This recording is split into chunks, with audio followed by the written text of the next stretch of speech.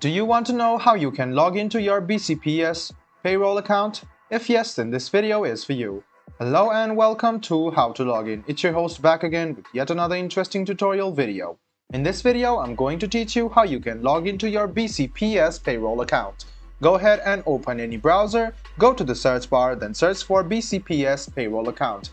You can see that this is the official payroll account of Baltimore County Public Schools. So go ahead and click on the first link which appears on your screen.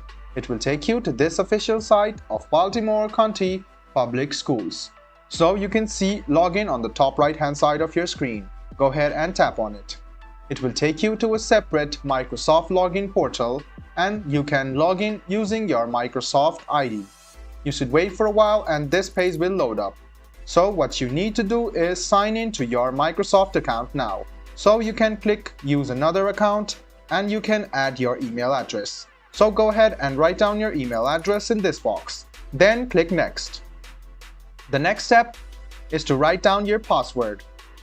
So if there is not an account available, you can see that you cannot log in. But if you have an account on BCPS, you can write down your email address and write down your password and then click sign in.